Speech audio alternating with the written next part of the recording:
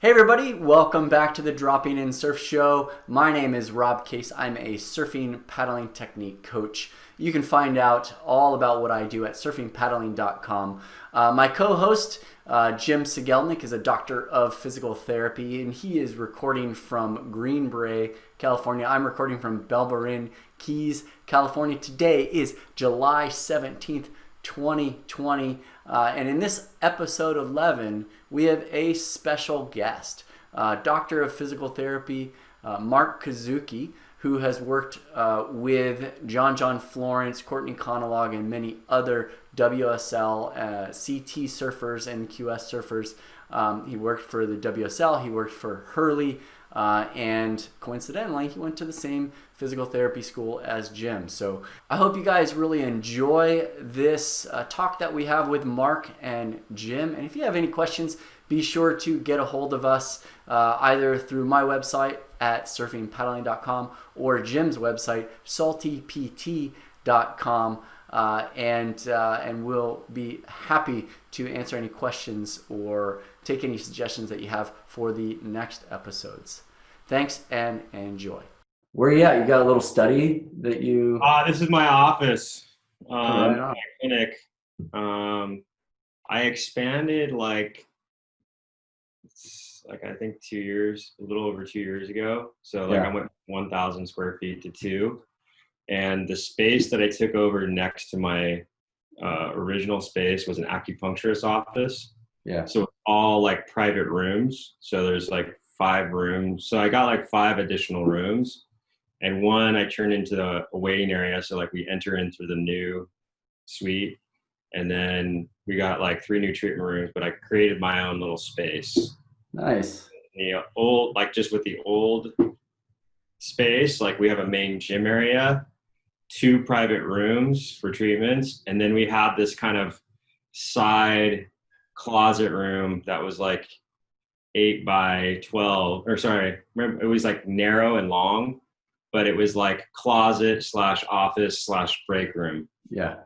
So like it's nice to just kind of between patients have my own little space, or if I need to get on a phone call that needs to be private, it's nice to have in the office. Yeah. Are you guys open? We're open, but we're like 50%. Yeah. But actually, I don't mind it. Like I just I've compressed my schedule to Tuesday, Wednesday, Thursday, and I'm just taking Mondays and Fridays off, and I'm just surfing. And like I've been kind of like going pretty hard work wise since 2000. I started my clinic in 2012. Yeah. And just gone super hard, and kind of just I enjoyed the time off. Like it was like the first time I've gone like a month without touching someone, or like listening to their, what they're dealing with, Yeah. it was actually pretty, like it was recharging, like I was like, wow, this is what it feels like to be fully recharged. Right. Yeah. I always talk to Jim, like you guys aren't just physical therapists, you're almost like mental therapists as well, like detectives. You ask questions and you kind of find it in a hole, and at least the way Jim does it, I'm sure you do it very similarly, is you kind of let them figure out what the problem is too. In a sense. Totally. Sometimes that's like that happens quite a lot. Yeah. And what I've discovered is it's more about, like you said, like listening and asking good questions. Yeah.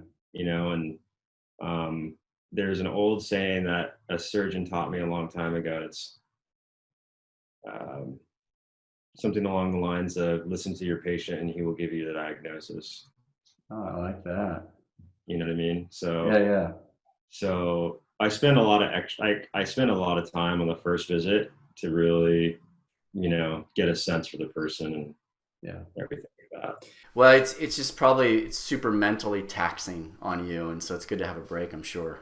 Yeah. So it was so good. And then now I'm just like, I don't know if I'm ever going to go back to working as much as I did. Yeah. Like, I think I'm going to just permanently take like Mondays off, half day Friday. Yeah. And like, just, I've realized like my overhead's not too high. I live a pretty simple life. Like I think I accomplished a lot of career goals and kind of realized that it doesn't really make you happy, you know? Yeah.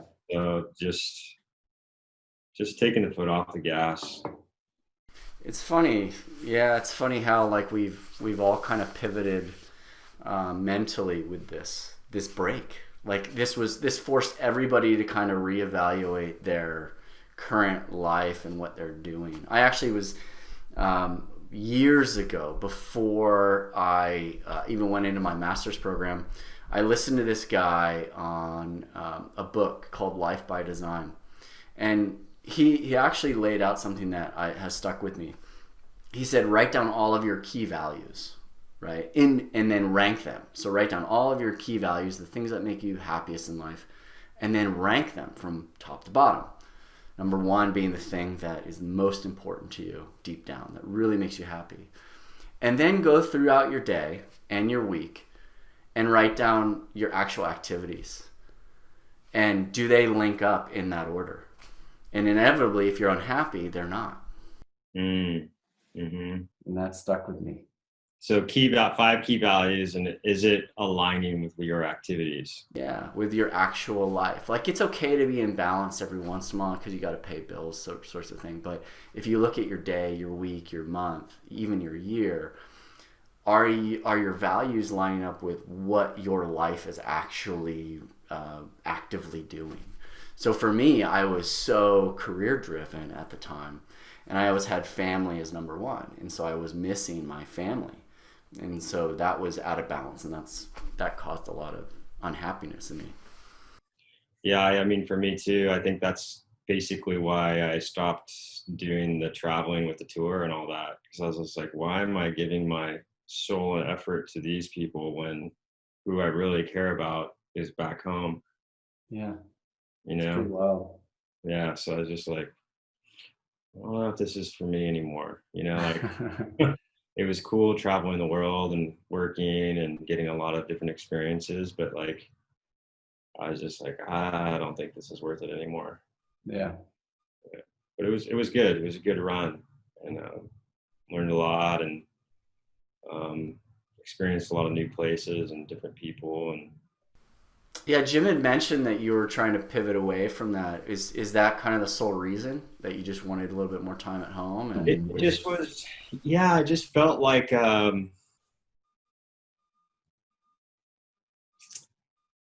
it just wasn't bringing joy as much as it did.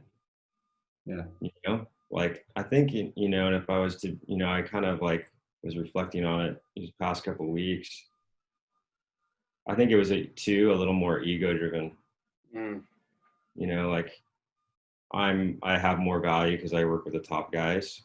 You know, and I just realized that my value, like that's not my value. Yeah. That's not where my value comes from. I mean, that's an experience and that, but it's kind of like what I have to offer people, you know? So I think I was like gripping that too tight in a way, like identifying with that, you know? Yeah. And once I realized that's not who I was, then I was just able to just let it go, which was pretty cool, pretty freeing. That's big. That's big. You know how many people would not be that strong or courageous to do that? Like and then they just keep grinding. Yeah, and it was weird, you know. So it progressed from like starting with WSL, right? So I kind of got my foot in the door there and just kind of made connections, networked, and eventually started working with WSL. Then it went to, and at the time I had developed a really close relationship with John John throughout his, like, I was working with John John when he was on the QS, like one of his first injuries I helped him with, and we kind of just developed this relationship. And then when he made that transition from O'Neill to Hurley, he brought me along and just said, hey, I want Mark with me to start traveling and doing things on tour. You know, if not all, like just maybe some events, just so that I can stay in tune. And then Hurley kind of eventually brought me, so it kind of just started with me going to Hawaii at the end of the year just to make sure guys were like, could requalify or guys were in the hunt. It was they had they just were taken care of. And then it kind of shifted to we want more. And then it was traveling more to more events. And we use other practitioners too, to kind of, because it was just so much travel. Yeah, then it was traveling with Hurley versus traveling with the WSL, which was better because it was like, now you have a team. And the coolest thing about that was I had started working with John like 2010. So like I kind of knew his body like top to bottom, and it was cool to see like what an injury would do to the body. Like you sprain the knee, but how it affects how the neck moves and how the shoulders move, and when you unwind something, like what else, gets exposed. And so over time, working with all the Hurley team and understanding their bodies, but like, and also like being aware of like, oh, this athlete is in like an emotional issue with his girl and his body would change. Or this guy has the stomach flu, and what does he experience physically besides the stomach flu? And so just always kind of like checking in, how are they moving? How are they moving? How are they moving? And really getting a deep understanding for like the psycho-emotional, the stress of the event. Like someone could be like totally cool and then start stressing out about the event, and it would manifest in a certain way. And it would like typically manifest in that way in their body. Yeah. Nothing happened. They didn't fall. They didn't do anything physically, but all of a sudden they have this pain, and you're like, oh, this is interesting. Yeah. Jim and I have talked a lot about the mental physical link, and thanks, Jim, for coming on, man. Was he always this late in PT school? I don't think so. I was typically a come early, stay late guy. But I suck at tech, so my computer crashed and I didn't give myself enough time, so I apologize. But I came in and, man, that was like such a neat conversation just to like drop in on there, Mark. Oh, I didn't even know you were there. I didn't see it on my computer. Well, just pretend I'm not here now. Just keep going. Should I be recording now? I didn't. Yeah. Go ahead and start recording. We've been recording. Don't sweat it. Yeah. So yeah, but to kind of like go with what Mark's saying. I mean, Rob and I think, Rob, you give me some feedback on this. I feel like I've exposed you to kind of like a bit of what Mark is talking about with like, nowadays PTs call it the biopsychosocial model. And what's interesting about Mark is actually one of my mentors and helped train me when I was in physical therapy school. And Mark, this might be interesting for you to hear 15 years later, but I feel like I was trained very mechanically. Yeah. Or very like what we would call biologically or biomedically. So like, right. So like if we kind of visualized a Venn diagram, there'd be like the bio, and then there'd be the psycho, or the psych, I should say. Psycho sounds crazy. And then there'd be the social, and those things overlap. Mm-hmm. And so it's cool to see like even like high performance athletes experience that. Right? So when something affects the psych, when something affects the social with a relationship, it's now impacting what they feel and how they move, right? And so I got a question for you then. Do you think the elite athlete, it's going to be more sensitive of a change to the body than the everyday work at a computer? Because we all experience it. Regular, normal people and normal surfers will experience that as well. But do you think it's more sensitive at the elite level than the recreational? Open to either of you guys. From my perspective, it varies to some degree, but for the most part, I would say I would use the word awareness versus sensitivity. And most the high performers that I work with are very aware. So aware of so I'll give you an example. Like there's probably only a couple people, like I use this system called the red cord sometimes. And there's two surfers in particular I can think of who've been on it who say, hey, the table's a little off. Can you That's like explain when the red cords? Because Jim sent me a picture of it, but I don't know. It's like a suspension activation muscle system. So where's the table in relation to the suspension? Table is underneath these. Ropes. So imagine if the rope was like a loop and you put one leg in it and you're laying on your back. You would then lift the other leg and then lift your body. So then it's like rotational control and activation. But I can think of two people in particular that are very high performers who are like, hey, the table's a little off. You know?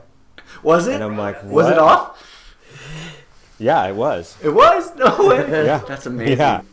But and then there's the opposite of the spectrum. But it is interesting. There are a few, this is more of a low percentage, that they are a high performer that are not very aware. So they've learned to adapt and skill wise, and they don't have as much awareness. But in general, high awareness is in high performing athletes. And I would say, and a lot of times I'll ask them, like, what do you feel during that? Or did you feel something? Or what did you feel? And a lot of times the high performers will go into a very detailed description with words. And the kind of, I would describe the average Joe or even the below average person would be like, I didn't feel anything. I don't feel anything. I don't know. And so there's like a big disconnect from their awareness to their physical body. Yeah. Rob, that's like when I try to tell you something's wrong with your boat when I'm bad at wake surfing. It's because I'm pretty high performance and you should get your boat fixed. That's right. I had a nick on one of the chines and that was throwing it off. Knew it. Yeah. No, that's Mark, that's really interesting to me. And you've had more experience working with people at that high level, from people in the Olympics, Major League Baseball, NHL, WSL, obviously. I've been fortunate in my career to also work with some professional athletes, and I agree with you. Like, these people come into the clinic and they say different things than the normal people. Right? Like, if you say to the average Joe, hey, where does your shoulder hurt? They go, oh, like somewhere here, right? And it's really diffuse in general. What does it feel like? Oh, I don't know, just pain, right? And then you get the high level athlete and he or she will go, my shoulder is not right. It's very specific. When I do this, I feel this deep thing that feels like a twinge inside there. I can almost put my finger on it, but I can't. Like, just the description of what they convey is unique. And for me, that's kind of fun to see. Like, I like Mark's usage of awareness. It's like, they're just highly aware, right? Which is probably why they're so good at their specific skill. Well, and Mark, you described working with them for a long period of time.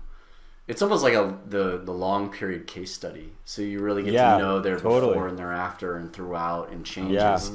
Yeah. How often are you two working with recreational or average Joes for that period of time?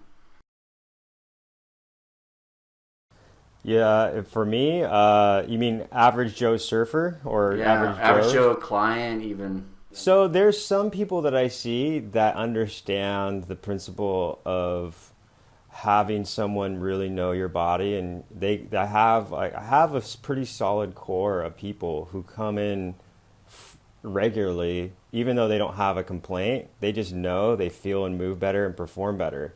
And there's just, in particular, I have a kind of an older group of surfers, let's just say like 50s, that want to surf at a high level as they get older, and they kind of have they're a little bit more disposable income. They come in more frequently because they know they're putting money in the bank for the future, So that little whiplash head hit they had, even though they can still move their head and they know it's a little more stiff and something's still not quite as good as it was before that, they'll still come in, even though it's like not super painful, but they know their body's not quite right. Well, they know they only have limited time left. Right. So they're just they're trying to maximize. But what's cool is, even though they're older, some of them are still surfing better, right? Because they're accessing like horsepower that they didn't have access to before. That's rad. What about you, Jim? Do you ever work with clients for a long period of time? Yeah, I do. Like Mark, I have kind of my bread and butter is the older surfer. 50s plus for sure. I have a good group of guys that are probably like somewhere around our age, between 30 and 50 as well. But yeah, I think the access is probably more likely to happen when you have disposable income, 50 plus. Yeah. But yeah, definitely share a lot of the same experiences Mark is talking about. What's cool what Mark's talking about is I think just professionally as a whole, physical therapy is kind of, the pendulum might be swinging a little bit to like, oh, I'm going to go get a physical by Mark, right? Like, I'm going to go get checked out. He's going to give me his assessment. Just like we might go to a primary care doctor, like, hey, am I being healthy? Or, hey, can you check my vital signs and my systems? I think people are starting to do that in our career, and that's a bit of a novel thing. So that's cool to hear him say. Yeah, the kind of way I describe that is that most of us are driving around in our bodies with the parking brake on, but don't realize that. And what we've attributed to like the normal speed and performance of our bodies, we didn't realize that our alignment's a little off and our parking brake's on, and like the battery's not charged, and we just thought that was just normal.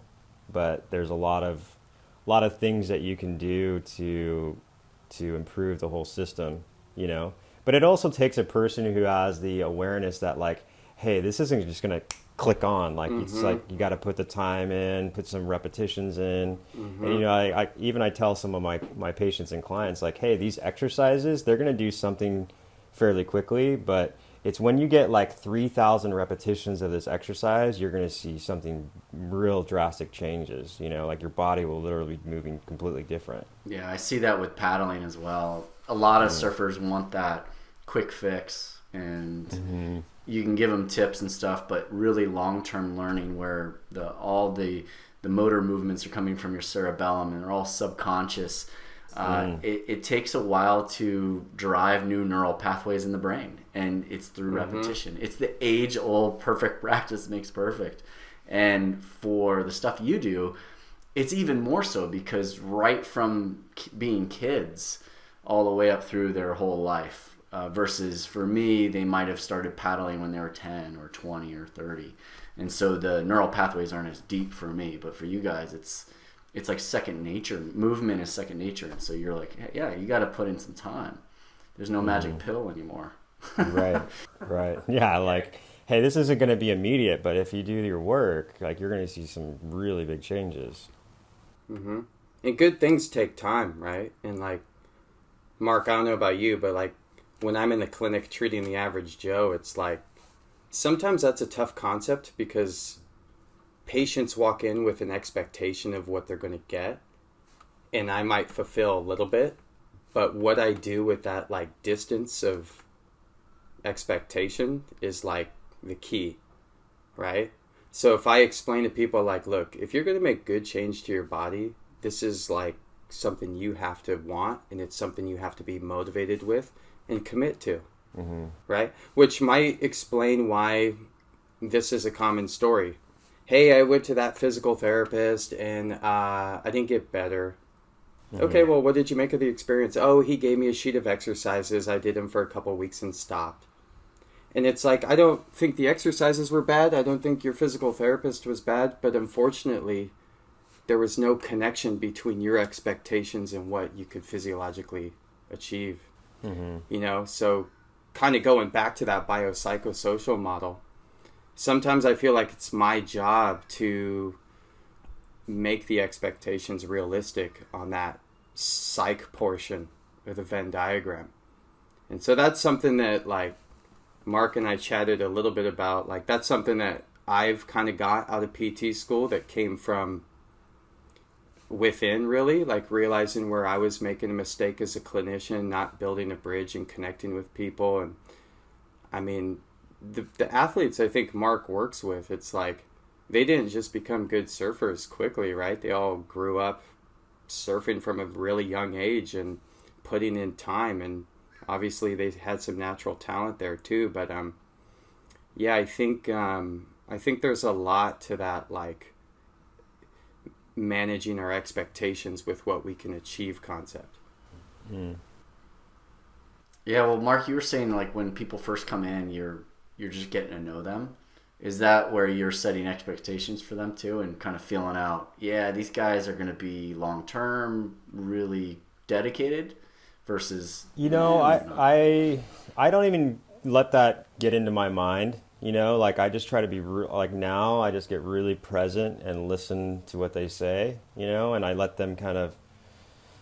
I let them start. We start with just so what's going on, like how can I help? And I just let the conversation go and see where it goes. And they might start talking about their surfing, or they might talking about their sport, or they talking about their injury or their pain, or, and just being very attentive to what they're saying. And because they always give you such good clues.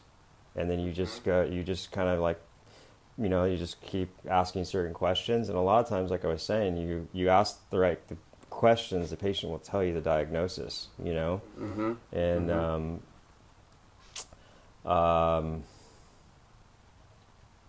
But yeah, I don't think of the client as being a long term.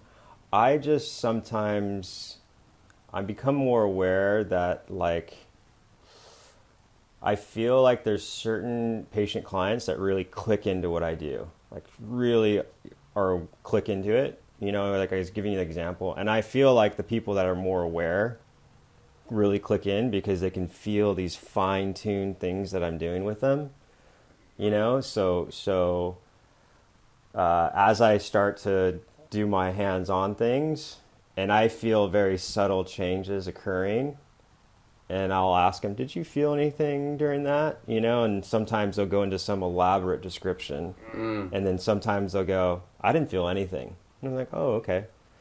And then I watch them like, okay, now get up and move.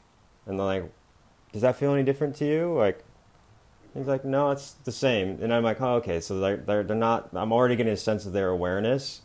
And I like, maybe this person isn't going to be a great fit down the line, but sometimes they do and they start to get it. But it's like, the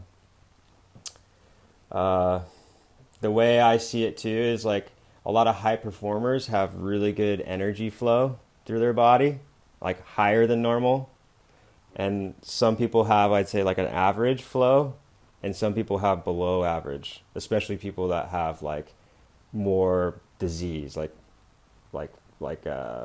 cardiovascular problems, digestive problems, like their flow will be even more affected. And so you can kind of sense that through your touch and feel, and you can bring someone up from a low energy higher, or you can bring them in a higher to higher energy. And I think I get a sense for that as I'm working with a patient. And now if someone drops off my schedule, I don't get concerned. I just go, it wasn't a good fit. It wasn't the right fit, Mm-hmm. And if they come back, I'm like, okay, cool. Like they're starting to get it. And then those are sometimes people who just kind of keep coming in, and they send their friends and family, and kind of just goes from there. But how long did it take you guys coming out of PT school? First of all, why are all the surf PTs coming out of Chapman? I don't get this. Like, do they advertise that? And then, like, how long after you guys leave do you learn something like that? Like, cause do they teach you that in school? That being present, listening. Hey, guess what, guys? You guys aren't just going to be physical therapists. You're going to be mental therapists as well. You're going to be detectives. I'm kind of personally tripping out on what Mark's talking about, because that's not taught. At least I don't think it is, Mark. No, it's not. It's not taught right now. No. I mean, I taught at Chapman for about 7 years, and I just slowly realized that was another thing too that I think was a little bit ego driven to some degree. Like, oh, it's like says something behind my name that I did that, and I was realizing it's not. And I was realizing that the things I was teaching wasn't anything that I did. over time. And I was just like, this is frustrating. I'm teaching these kids these things that I don't do anymore. But I have to teach them this because the board exam is based on those things. And success of an academic program is their pass rate on the board exam. They need to be measured, man. That's the problem with education as a whole. Yeah, and I was just like, I just got fed up with it. I'm like, I can make more money and surf more at my clinic than going and teaching them things that I don't even do. Well, the idea of identifying a person's energy flow, as you were talking about, that can't be measured. So how can you possibly teach it and then evaluate someone on whether they're doing well at that? You know what I mean? So there's maybe in time that will be a measurement, but that is, I always kind of have viewed education as a hurdle or almost a brick wall for people to go through. Hey man, make it through this thing and you can get to the next level, and now you can now you're going to go out in the world, you're going to do what you're doing, and you're really going to learn. But I feel like it's there's so many subtleties to the art of whatever discipline you are in, and it's so I think immeasurable, because like if you look at the best golf instructors, for example, or golf swing coaches, most of them do not get technical with biomechanics and video and things like that. And I've witnessed working with a PGA golfer and this golf swing coach, he just to say a couple words and it changes the person's swing. And you I don't know how you measure that, but the best coaches just have these subtle ways of like listening to what they're saying, seeing how they're moving, and they basically kind of get into that athlete's mind to change their body. Jim and I were talking about that last week, weren't we? Yeah. It's amazing hearing Mark talk like that, because we've kind of hammered that, right? Like the flaw of overcoaching and what that does to a person's psyche. And Rob had a client that reached out to him, and Rob, I believe, was talking about feeling the water, right? Which sounded kind of like Bruce Lee, woo-woo. And my whole thing was, maybe that's a sign of a good coach to give a subtle kinesthetic cue to make something complicated biomechanically happen more efficiently.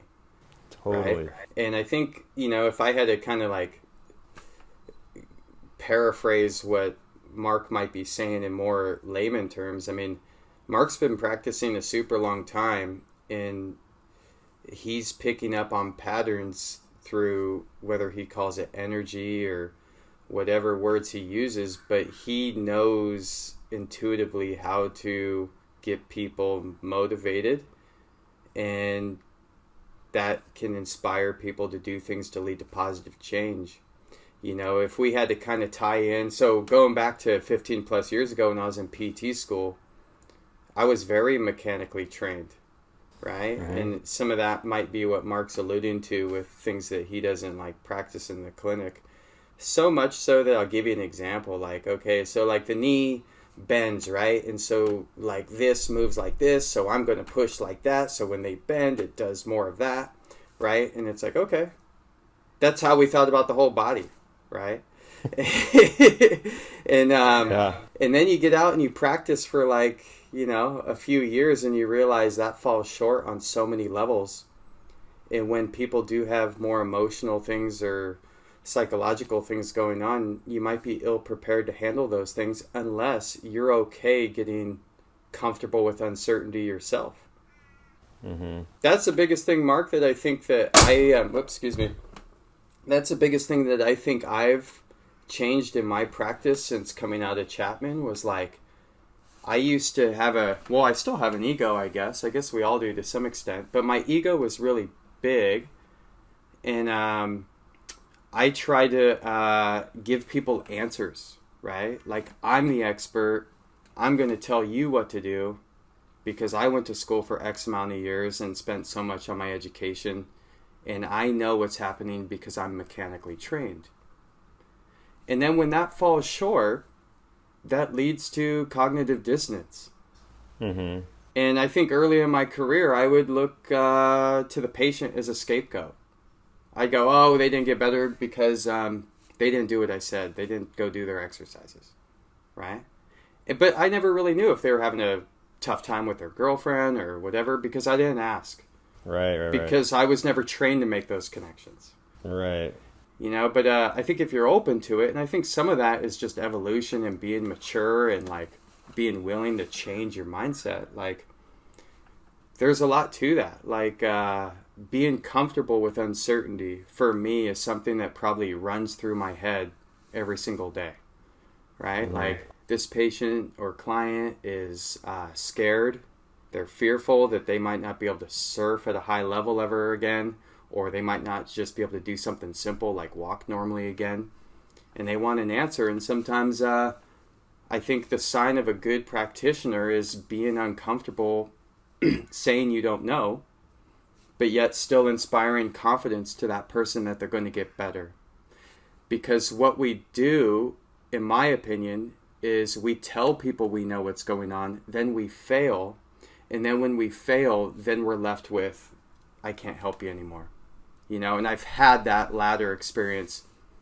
I couldn't tell you how many hundreds of times before I kind of had to change my approach a bit. Yeah, and the way I would describe that, like giving them the answers, is that what we're actually doing is we're listening to their story and their experience, and then we are labeling it. And I've realized that we have to be very wise about what we say. Yep, words harm. Because then it becomes, you know, like, and you know, you've heard this, like, especially like orthopedic surgeons, they have a tendency to really use the imaging as like the definitive diagnosis. This is what's going on, and the patients will embody it, you know.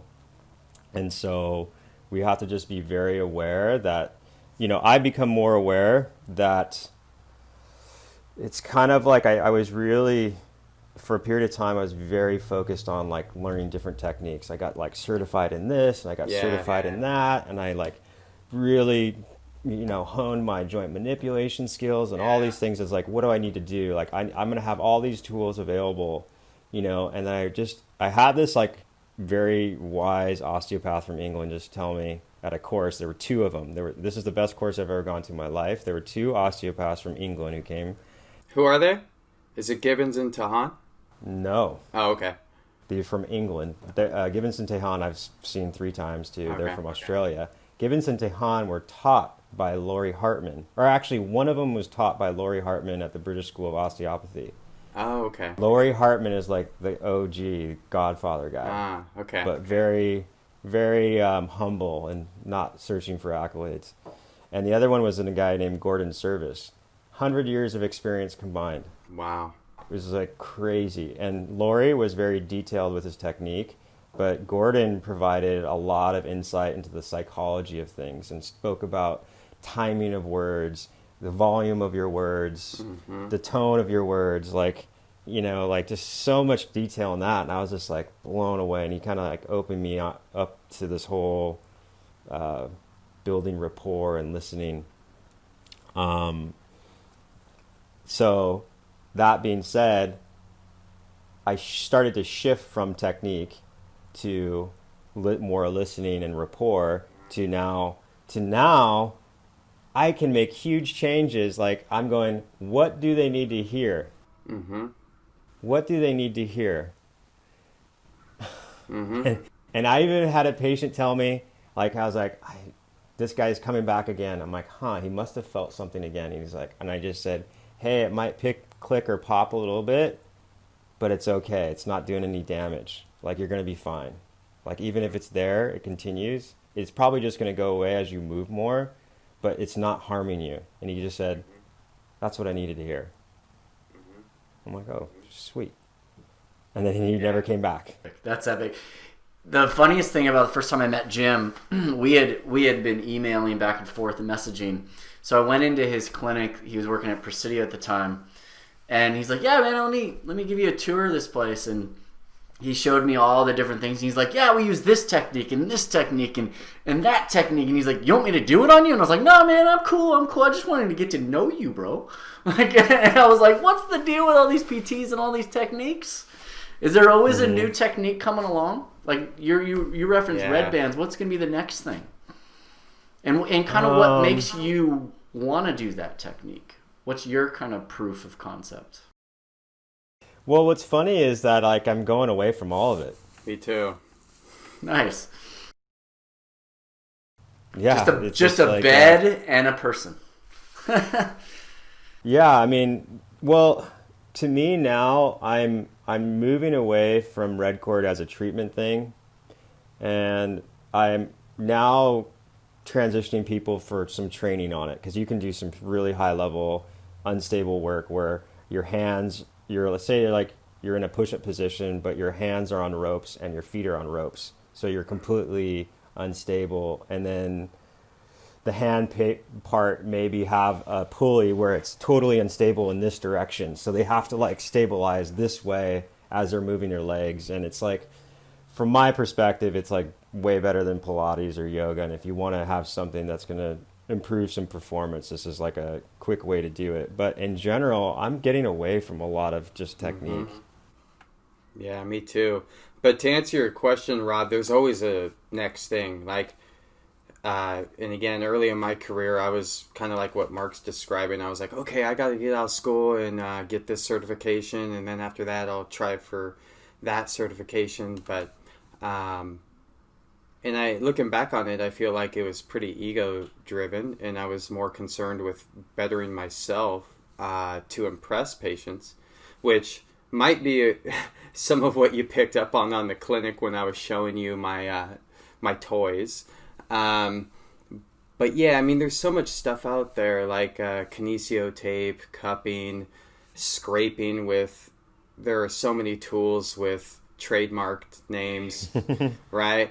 And it's like, going back to what Mark says, like, I used to be really into that stuff, and I still utilize some of those things, but like, I don't put the focus on it, and I try not to use words that make people super reliant on me. Like, well, they're tools. You're using them in order to reach a certain goal, but they're not the end all. Like, to your guys' description, the way I'm understanding it is that you identify issues that are going on with them, and now you've got a tool set. You got basically a bat belt.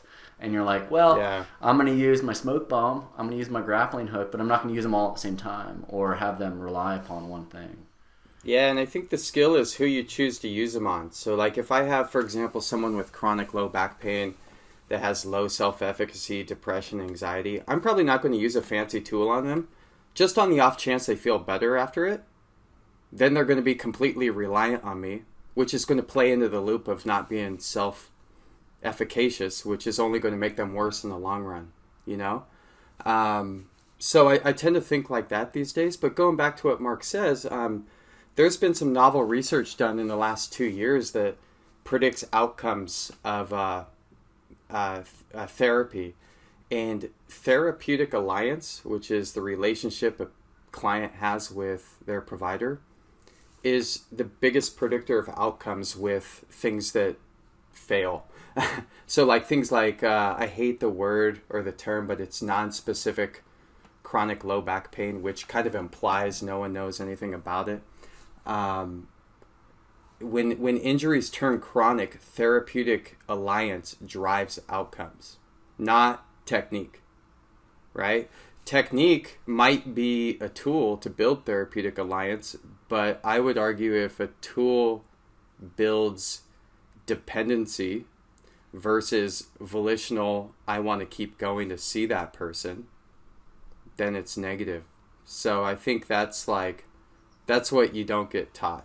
And I learned that by failing, right? Like I would cup, like we call it a recall bias. So like I went to a cupping course, for example, like it was a weekend cupping course, and cupping is like kind of borrowed from Eastern medicine, right? It's not moxibustion, but it's like you put this cup on someone's back and you pull the air out of it and it pulls the skin and fascia and muscle into the cup, and it's supposed to decompress, right? There's 3 studies on it. One of them is I think a functional MRI that shows the tissue getting pulled into the cup. So the evidence is really, really low, right?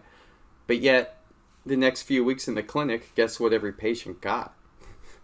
Cupping, right? And I noticed that my confidence was really high with cupping shortly after learning it. And I had to kind of take a pause after kind of like self-reflection and go, that's kind of on me, right? For like, that's ego driven. That's not patient or client driven.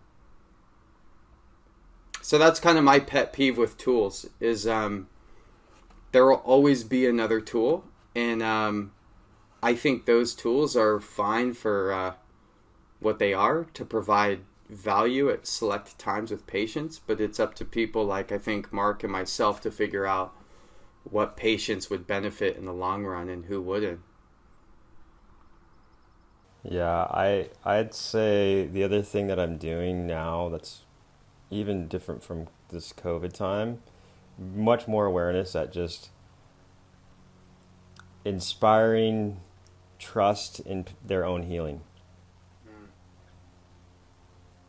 That without having dependence on anything else, like just you're gonna get better. And actually, your body will heal at an extremely fast rate. Just stop getting in the way. What you're doing is you're getting in the way. And usually it's about telling patients what not to do is the most important thing. To let the healing come out. I'm like, you're doing too much. You're stirring things up. Like, just chill out, let things happen. You don't need to put ice on it. You don't need to put heat on it. Just trust. Dude, that's exactly what I need to hear, Mark. Yeah. Chill out, Rob. Yeah. Like, it's going to get there. It's going to get there. And in fact, it'll get there much faster if you, stop worrying about it. Yeah. Yeah. It's amazing the adaptability of the body and what you're saying. Yeah. Yeah, Mark, I love that, man. I think I was having a conversation the other day with a woman that she was just generally frustrated, but yet she was getting better and it was happening slow. And my whole conversation was just be patient. Yeah. Right? Everyone who told you this would have got better by now, obviously they didn't know. But you are getting better, so just keep nurturing it. And I think that goes back to managing expectations. Like, I've seen experiences where people heal really fast when you do with, a number of different things. I've also, I don't know if I told you this, Mark, but I'm pretty intimately tied with a chronic pain program at Kaiser. And these are people that have not done well with conventional approaches, right? Like, they've failed traditional PT, chiro, acupuncture. I see the worst of the worst cases, and it's defining improvement is even hard for these people. Mm-hmm. And that sounds silly, right? I know I'm better because I don't hurt anymore. Yeah, but we know subjective pain is erratic when it's been around a long time, and it's highly affected by mood, anxiety, fear, lack of sleep, depression, social relationships. So how are we going to know if we're getting better? And I pose that question a lot in that when working with those individuals, and it usually floors them. Yeah, I bet that would. And they go, well, what do you mean? And I go, well, what are you using as a gauge, right? And what's objective, what's functional, which are kind of buzzwords, but it's I'll give you an example of okay, so you wake up in the morning and you got this niggle that lasts for an hour, more or less. If you start just tracking that and you implement a change, and next week, a month later, you're waking up and that niggle is gone in 30 minutes, that's better. Acknowledge that, right? So a lot of it is just, for me, pointing those things out. And then when you see the trend going positive, then you go, you know what? I say this a lot, Mark, which is kind of annoying, I think, for people and therapists to hear. People want answers and they go, how long is this going to take? And I go, it's going to take as long as it's going to take. Because the reality is if dictating a prognosis for things like chronic low back pain was accurate, we wouldn't be having people with chronic low back pain. Yeah. Right? So it's going to take what it's going to take. Mm-hmm. But what's going to change between you right now and you living pain-free, because I think that is in the cards for you, is a huge change in different facets of your life. Right? And that's what I'm here to try to coach you on. And that gets really uncomfortable for a lot of people. Mm-hmm. Mm-hmm. So I think I've pivoted more towards that psychosocial domain since physical therapy school. I feel like one thing that Mark and my school, Chapman, trained me really well on at the time was the biology. And that's not anyone's fault, because I think even 15 years ago, that's just kind of where we were as a profession, right? And it's been maybe 10 to 15 years where a lot of research has come to our world that kind of advocates these psychosocial approaches. So where do you guys see in 15 years, where do you see physical therapy going?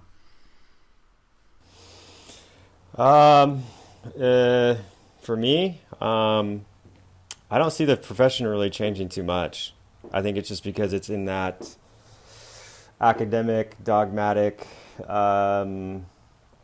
measurable world, but physical therapists that graduate can transcend and move in different directions. But it's if anything, it's going to move very slow, because it's just going to be like practitioners like Jim and I that are going off in this different direction that's immeasurable, and then teaching other people like, hey, there's some really interesting things that can help people here, but you can't really measure it, and so there's only, because that kind of goes contrary to what people are kind of taught in school.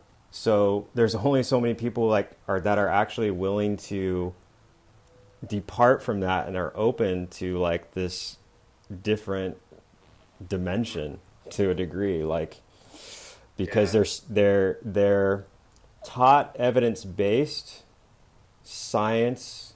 It's I read this somewhere, I can't remember where it is, but it's like scientism, the evidence-based is like a religion, and they're so dogmatic. It's not evidence-based, and I think it comes from the influence of pharmacology on the medical profession, because it's a way to support what the pharmaceutical industry does. And so I think it's very inundated in the medical profession, and a lot of these other things that are so simple, telling the patient what they need to hear is all they need to heal, is not something that these other forms of medical care want the people to know to some degree. Mm-hmm. Yeah, I think, Rob, the profession is kind of, in my opinion, going down that road, because we have these things called TBCs, which are treatment-based classification systems. And just that right there sucks. So there was one that came out for low back pain. I guess I love talking about low back pain. And there baseball. Was one that, I didn't. Hey, you said it. No, you said it earlier. I did? Yeah, you did. Rewind the tape. I don't believe you. So there was a treatment-based classification model that got updated in 2016, and essentially it's just categories. So how that looks if you're a treating therapist is, okay, if the patient has X, Y, and Z findings, you do this with them. If they have ABC findings, you do this with them. And it's super rudimentary. Like, this category would be core work. This would be like some hands-on therapy with, a little bit of that. And there's no conversation of what Mark's talking about. There's no conversation of like the psychosocial element, which is, there was in 2007, believe it or not, there was an acknowledgement when this pain sciencey kind of stuff started coming into our profession. The TBC incorporated some of that, but 9 years later, we lost it, right? And so I saw that, and I was like, we're missing it. We're missing the general trend, and this is going to sound really pessimistic. The general trend with insurance companies as they pay people like Mark and I less over time is we have to shotgun approach things on the general sense. So we have to do things that give the biggest kickback with the least effort. And so insurance companies know that, organizations like Medicare know that. And so what these people look at is evidence, right? And so if you have evidence saying, hey, no, back pain gets better with core work, and you're not doing that with that patient, we're not going to pay you. Now I'm in a system where I have to follow the rules and just do that, right? Where, maybe I could have taken a risk and done something outside the box and affected that person positively. So I think as time goes on, I think you will see ma and pa clinics fold up. And by ma and pa clinics, I mean conventional physical therapy practices that continue to accept insurance, and i.e. let insurance dictate what we do. And you're going to see big organizations kind of running the ring, like Kaiser, Sutter, Dignity, things like that. And then you're going to have the guys like Mark and my side practice where we're willing to charge cash and take a risk, and we could do whatever we want with people. And so my hope is that as time goes on, more people acknowledge that that's a skill and it's a service that gives them something, and so it's worth it for them. Is that how you describe your practice, Mark? Well, I mean, yeah. I mean, I started my practice in 2012, and I didn't deal with insurance back then. Well, actually, I kind of did. I would bill for people initially, and now I've just completely stopped because it's such a pain. It's such a pain. Like I just say, hey, you got to pay up front, and here's a thing you can submit to your insurance, and you can deal with it. So you may get some reimbursement, you may not, but yeah, it's just too much of a hassle for me. Yeah, physical therapists need to have the physical therapy biomechanical background. You have to have the psychology to build rapport and to really find out. You have to have the investigative reporting, and you have to have an MBA. Essentially, like all in one to have a successful practice. It seems that's a lot, and you guys are taught just one thing in school, and then the rest is sink or swim, have fun. Yeah. No real business, no real psychology in school, at least as when I was there. That might be a bit different now, I don't know. I was working with we have a couple new grads at the clinic I work at, and I've done some clinical instructing, training some local physical therapy students at schools like UCSF and Samuel Merritt. And I think they're a much brighter group than when I was in their position. So at least they have knowledge of what Mark and I are talking about, right? They know there's this like these other elements that have magic in helping people get better, because I think just there's so much research out there to support that schools have to at least touch on it. What I've noticed as a clinical instructor is the utility of it isn't being conveyed. So like you can know stress negatively impacts pain. but how do you help that person cope with that? Oops, sorry guys. Yeah, no problem. You good? Yeah. Here, I'm just gonna start my recording again. I forgot to tell you to put it on airplane mode. That's my bad. This is how professional we are with our show, Mark. You can tell. It's okay. It's okay. Yeah, getting back to surfing. So in PT school, who got all the waves between the two of you? We've surfed what, once or twice together? Yeah, I think we went a couple times. Yeah, a couple times. Newport, Yeah. maybe Huntington. I think Jim got more waves than me. I don't know about that. What about quality waves though? Quality over quantity. I think Jim probably. Yeah, I don't know about that either. Well, things have changed. Mark surfs Lemoore now, so that I do trumps surf. all. I do surf more now. I do surf more. I've really Rob was speaking about values and whether it was aligning with what you're doing. Mm-hmm. My values and what I'm doing are much more aligned now. That's awesome, man. Yeah. That's really cool. Yeah. What do you think it was, Mark, that kind of made you have that awakening? Was there a specific moment in your life where you said, hey, this is kind of going this way? I know you mentioned, because from afar, like as a physical therapist, like I didn't even know your job existed, right? And it looks super glamorous on paper, right? Like I'm like, cool, man, I'm stoked for Mark. He's working with John, Felipe, Courtney Conlogue, right? Like all these big names in surfing, and it looks awesome. So when did you kind of put that together that, hey, I gotta kind of do my own thing? You know what it was? It was actually after helping John and Tyler win in 2016. Mm-hmm. And it felt really empty after. Mm. And I was like, and I was like, oh, this is not what I thought it would be like. It was like my dream to like help an athlete win a world title and help them get to the top. And I was like, wow, this feels like pretty empty. Like the moment was like there and gone, you know? And I was just like, huh. That was probably a moment where I started to shift. And then in 17, it was like the same thing, and it was even more noticeable. Like 17, I was just like, why am I giving my heart and soul to this? You know? Like, yeah.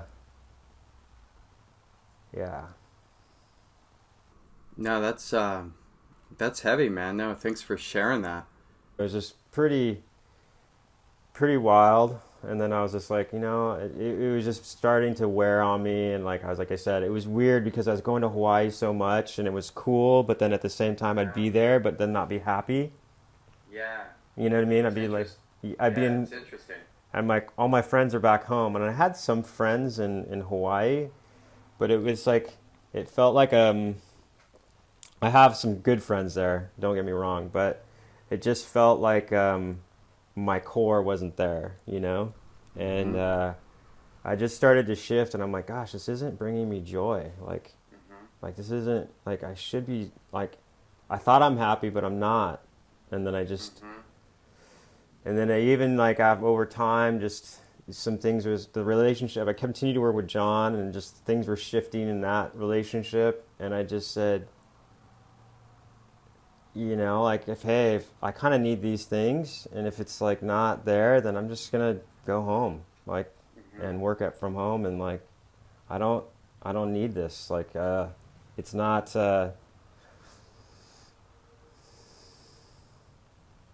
It just started to really shift for me, but it just now I'm just so much more. Present and into my work now that it's pretty, like, the awareness and the presence that I have now with what I'm doing, the outcomes I'm having are crazy since I've come back from COVID. Again, I think it's because I was fully recharged. I kind of learned some lessons from my own Achilles injury that I suffered. Yeah. Which was like pretty interesting journey, but applying like all those things coming back from COVID, my results are just like crazy through the roof. You know, like it's just been fun. Like I'm excited to go to work and you know. Hey, Mark, is a PT the worst patient to have? Like when you hurt your ankle, are you the worst patient for yourself, or did you have other people? I had my assistant working with me, and I had my girlfriend working with me. My girlfriend is a PT, and my assistant, who's been with me for 4 years now, she knows, like, I've taught her a lot of the stuff that I'm doing, so she's probably like the closest thing there is to me. And then my girlfriend is a younger therapist as well, and I've been teaching her. So between the two of them, and then kind of myself, I was going to a surgeon to kind of get followed up on the injury, but then after a while, I was just like, well, this isn't even helping. You're just saying, like, continue PT. Like, it's... How'd you hurt it? Can I ask? Yeah, I heard it. I bought an old vintage Toyota Land Cruiser in '86, and the clutch went out, and pushed it down a driveway. There was an incline on the street. Other people were helping push. The other people stopped, but I was so pissed about this thing, I tried to almost push it by myself, and my back foot was like on the decline of the driveway, and I was rolling back, and I didn't want it to roll over me, and I was pushing, and then it just popped. Oh.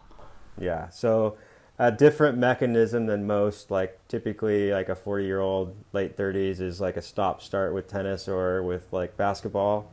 This was actually like force. Mm-hmm. It felt like an explosion in my calf. Mm. Was it a complete tear, Mark? It was. Ouch. Yeah, and then according to the imaging, it was complete. Yeah. But I actually chose not to do surgery. Yeah. That actually brings up a question I had for you guys. Do you ever think surgery would make anything worse? Yes. I was waiting for it. Absolutely. Yeah. Why? I mean, we know that, man. Like that's why. So like knee scopes, there's been so much research done on knee scopes, right? The minute someone goes into your knee with surgery, we know you're more likely to go on to have another knee surgery and maybe a total knee replacement down the road, which is part of the reason why our practice guidelines have changed to trying to do at least 12 weeks of rehab to slow that roll, right? And there's a lot of data to support that with knees, not so much with hips. So like a very surf-related hip issue might be like a labral tear, or like what gets called FAI, femoral acetabular impingement, which is like, thought to correlate with labral tears, and we don't have that data yet because those surgeries haven't been done as long as knee scopes. So to answer your question, I mean, obviously surgery can be a great thing for individuals and well needed, but I've seen my fair share of surgeries gone wrong, unfortunately, and when I talk to people, like, I hate to say it, there's in many cases you could have like prevented that, and which is why doing some therapy for chronic issues might be worthwhile, going through some of the difficult conversations, but like Mark's case, like, hey, boom, clear mechanism, this is torn, it's pretty obvious, like that's kind of a different thing, even though he decided to not do surgery, which was a fine approach too. And I think down there in SoCal, Mark's probably an anomaly. Totally. 95 out of 100 people would have been like talked into doing a surgery like 5 days later, and so yeah. What do you think, Mark? You think surgeries can hurt people sometimes? So, well, I'll start by saying that surgeries have their place. Like there are some things absolutely need surgery, and there's some great surgeons out there, that do a really good job. But I would say I worked at a large orthopedic practice for probably about, I think, 6 or 7 years, where my caseload was probably about 90% post-op. So I got a good wide-angle view on lots of different surgeries, spinal surgeries, foot surgeries, ankles, you name it, I saw it. Hundreds of different types of surgeries. And there is you can have one, I'd say in general, I'd say if I was just across the board to see the outcomes, is like a third do great, a third do probably as good as they would have done not having surgery, and a third do worse. So. Mm-hmm. And what about the mental aspect of it? Do you think that has? I mean, we've talked about the mental and physical link. Well, that's kind of where I've been shifting a lot. Is it has a lot to do with be very, as a consumer, as a patient, be very aware that what someone says really gets in your head, and so once they say, hey, we might as well do an MRI, you do an MRI and there's shows some difference, anomaly. The kind of issue is that could have been there before, and that you could be fine with that, that the patients don't understand, and then it's just totally in their head. So depending on how it's in their head, they almost have to get the surgery because they can't get it out of their head. Right. Mm-hmm. Jim and I have talked about that, how the body adapts to certain movements. We specifically talked about the shoulder, for paddling and swimming. But you're right. It could be there and present to begin with, and it could be their competitive advantage in essence that you're getting rid of. Something that I tell a lot of people now is when they're trying to recover from something, they're like, hey, can I do this and can I do that? I'm like, let's just look at it this way. If you had surgery and say you paid your $5,000 deductible and you're paying a lot of extra money, would you be doing that right now if you just got out of surgery and you're just healed?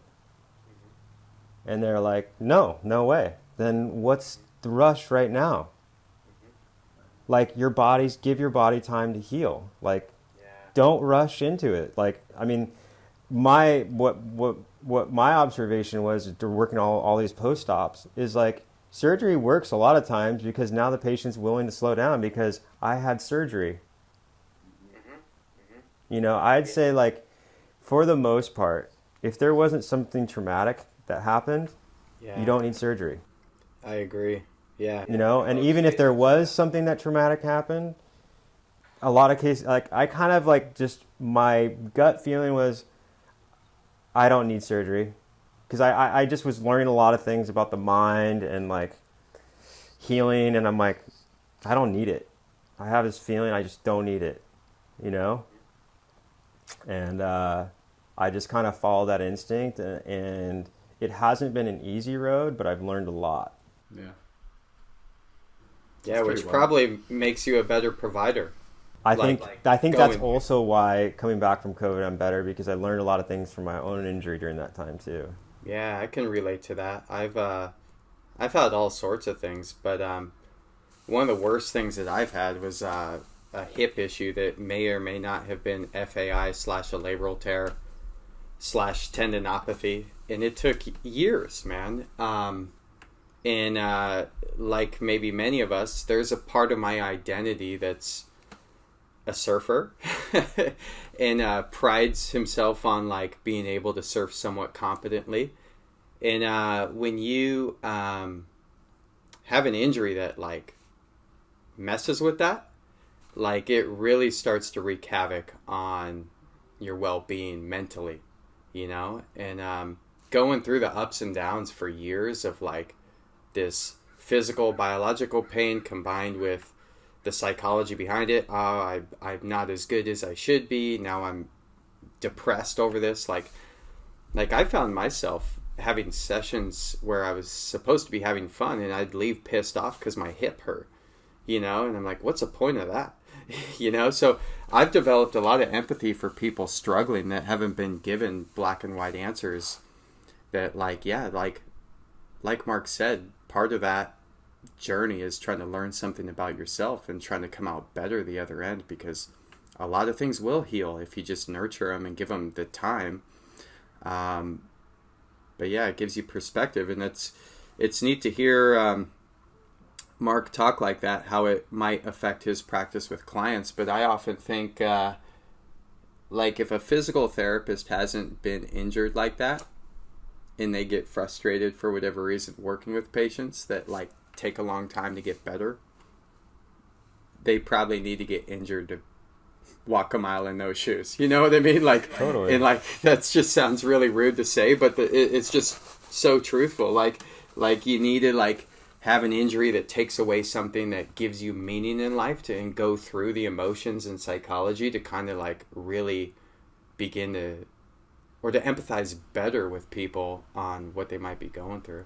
I'm just imagining Jim's class in PT school. If he's the teacher, it's going to be called the misery class, and he's going to be like Kathy Bates with a piece of wood and a hammer. Yeah, my buddy and I have this joke that I'm going to teach a class at UCSF, and it's going to be called True Grit. And like, and it's just going to be all stuff like this, but like just being like really candid to students. That's like, you know, going with what Mark said, like teaching stuff that's not on the exam, but like stuff that provides real life value on when to have patients knuckle down and go through a little bit of pain, when to like, why it's okay if patients cry, like. You know, like I know PTs that feel bad when patients cry, and I had a patient in the clinic the other day, and Mark, he was one of these like fear avoidant guys, and he was like, I got this thing every time I reach, and he's also, I don't even reach for a glass with that hand, and my shoulder's higher, and I had this abdominal surgery when I was 6 days old, and he had like done years of therapy, right? And I was like, okay, so like, tell me how that went. Like, well, you know, we're working on all this stuff, but I don't reach. And I was like, well, why don't you do that? Right? Why don't you do a little bit? And he's like, well, I don't want to harm it. I'm like, the human body can do that sometimes, right? And like straight up led to this guy crying, right? Because I kind of called him on his behavior and disagreed with it. But I did it because I thought it'd be therapeutic. And he started crying, right? And the rest of the session was me just sitting there with my arm around him, telling him he was going to be okay, right? And he never had a healthcare provider say, just do a little bit and let it hurt from time to time. You know, essentially, Rob, going back to our podcast on fear, what I was doing is I was just trying to gently expose this guy to something he thought was threatening. And maybe his tissues became sensitive because he's now like become so mindful that this is a threat and he needs to untrain that, right? And I have a feeling a provider like Mark would have done a similar thing, but like, you know, we kind of live in this world of like, if it hurts, don't do it, you know?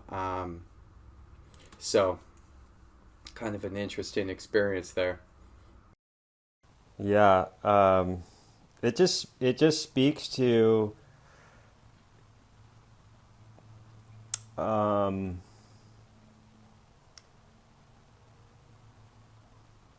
inspiring trust in their own body. That's it.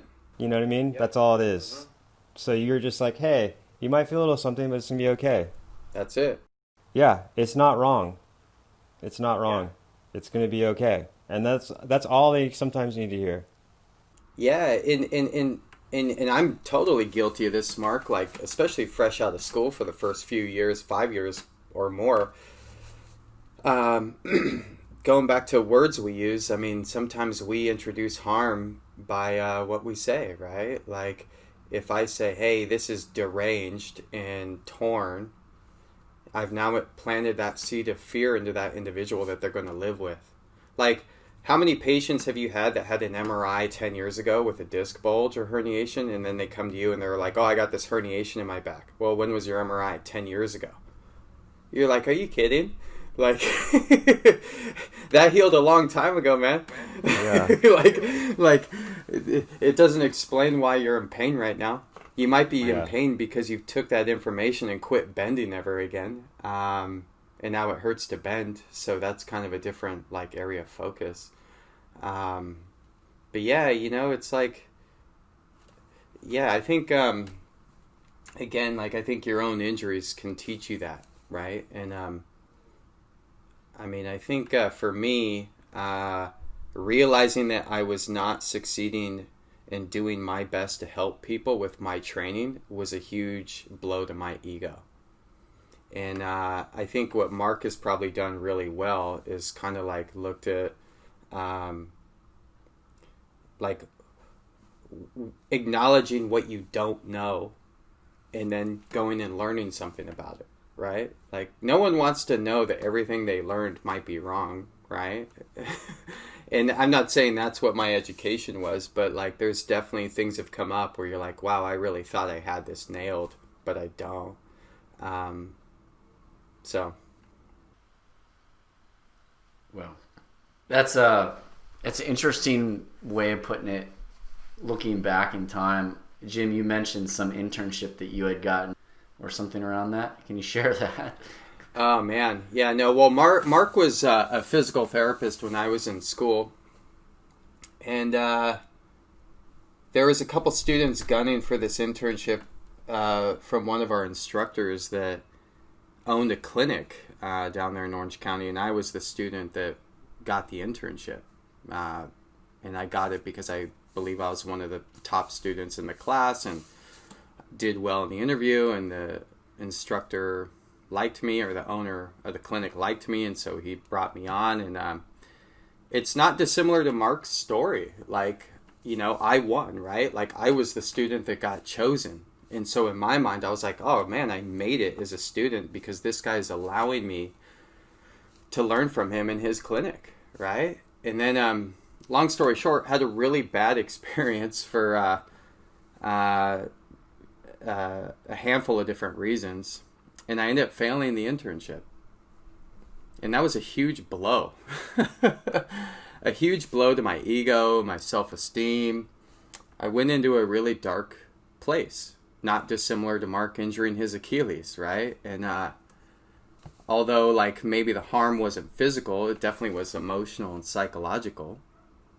And I came home from that internship and started doing ride-alongs with the fire department, right? Because I was like, man, I'm not even going to be a PT. Like, I should figure something else out. Firefighting looks cool, right? And but long story short, I think I kind of climbed out of that depression. It took a little bit of time, and came out the other end stronger, And I can like look back at that experience now and go, as much as it sucked, it had value in my life.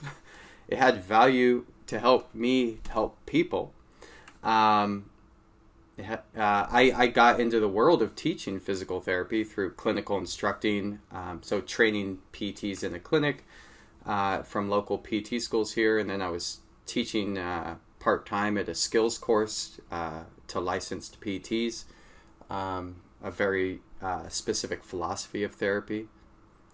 And I feel like that negative experience has helped me say or do the things Mark's talking about, like say certain things at certain times, or understand where people might be coming from a dark place. But yeah, that whole experience nearly ended my career as a therapist before it even started, which, looking back on it, might have led to my overcompensation of my confidence my first few years out and wanting to provide people to have answers. But I believe you don't get better at something without doing some sort of like metacognitive self-analysis along the way of life. I think there are individuals that don't do that believe everything they do forever is the right thing to do. So I think from my self-reflection, I've turned it into a thing that I probably carry with me in a positive way, whether you knew that about me or not. Yeah. It's funny how these paths lead us in different places. Mark, when did you start surfing? I actually started surfing late in life. I did it a little bit at the end of the high school, but I actually grew up playing ice hockey. Ice hockey was my passion, and going to Minnesota and playing there in college, it like made me realize how nice the beach was and the beach culture. And like every summer I'd come back, I'd try to do a little surfing. And then once hockey was over for me and I was, going into physical therapy, I was like, I'm going to get into surfing. And then at a certain point, I was like, I'm going to combine these two. I'm going to be, I'm going to be the physical therapist to the best surfers in the world. So I used to be like growing up, I was like, I really had the love. Like me and my friends called it for hockey. Like I had the love. And then hockey just kind of faded out for me. I actually hurt my knee again. I tore my ACL again playing like men's league. And it just really like, I was just like, I'm done. I'm just, and I was just like riding a wave was way better than like getting 3 goals in a game. Like surfing a really good wave. There's like nothing like the feeling that you get. It's like some kind of natural high. Yeah. Where were you when you had that first feeling? Do you remember? Yeah, I mean, the first time I rode a wave, it wasn't very good, but it was at River Jetties in like Huntington, Newport area. And that was in high school. That was the first place. And I was like, this is pretty cool. But then at the same time, I was still like, had this like goal of playing professional hockey and all this stuff. But I was always intrigued by it. And then like once I went to Minnesota and it was like in the super cold and then would come home in the summers, I'm like, this is so cool. Like the whole thing. Mm-hmm. Like girls are in bikinis. Like, what am I doing? That's how it starts. What am I doing in Minnesota? And like, it always starts that way. I wanted to impress girls too, and that's how it kind of started for us. I went. I don't think I've told Jim this story, but before I even got my first surfboard, we live on the water here. We've been water skiing since we were little, so we had this knee board.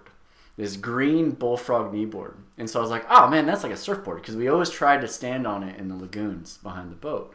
So I took it out to Stinson, a local beach here. I tied a normal piece of rope to the side where the knee strap goes. I took the knee strap off.